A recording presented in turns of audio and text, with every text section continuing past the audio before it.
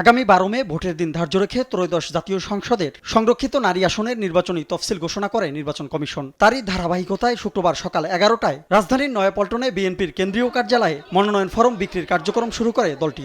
মনোনয়ন ফরমের দাম ধরা হয়েছে 2000 টাকা। দেশের জন্য, দলের জন্য, অসহায় মা বোনদের জন্য কিছু করতে চাই এবং আমি এখনো মনে প্রাণে 71কে ধারণ করি। আমাদের নেতা দেশনায়ক তারেক রহমান বলেছেন ত্যাগীদের মূল্যায়ন করবেন এবং সেই মূল্যায়নের অপেক্ষায় আছি। এই প্রজন্মকে নিয়ে তাদেরকে শক্তিশালী করা, দেশকে উন্নয়ন করা, দেশের সার্বভৌমত্বকে রক্ষা করা, দেশের সংস্কৃতিকে রক্ষা করা। দল যদি আমাকে মূল্যায়িত করে আমি তৃণমূলের জন্য কাজ করতে পারবো এবং আমি ব্যক্তিগতভাবে একজন আইনজীবী, আমি আসলে নারীদের জন্য কাজ করি এবং ভবিষ্যতে আমাকে দায়িত্ব দিলে আমি নারীদের জন্য আরও কাজ করতে পারবো। আমি দলের সাথে সেই ছোটবেলা থেকেই ছিলাম, এখনো আছি, সারা জীবন থাকবো। দল বিচার করবেন আমাকে দিয়ে কি কাজ হবে কি না হবে। ভিগো ওয়্যার গার্ড প্রয়োজন মতো বাঁকানো যায়, অধিক চাপেও ভাঙে না। ভিগো।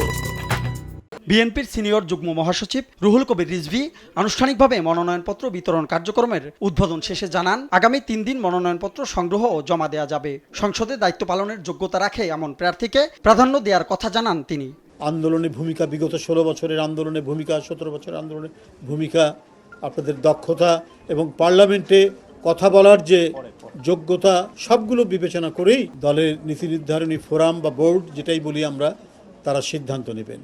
তফসিল অনুযায়ী মনোনয়নপত্র জমা দেওয়ার শেষ তারিখ 21 এপ্রিল, যাচাই বাছাই হবে 22 ও 23 এপ্রিল, আপিলের শেষ দিন 26 এপ্রিল, আপিল নিষ্পত্তি হবে 27 ও 28 এপ্রিল, আর প্রার্থিতা প্রত্যাহারের শেষ দিন 29 এপ্রিল। প্রতীক বরাদ্দ হবে 30 এপ্রিল।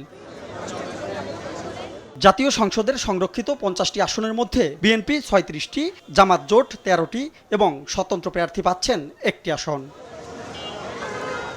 তাইমুন ইসলাম রায়হান, দেশ টিভি, ঢাকা।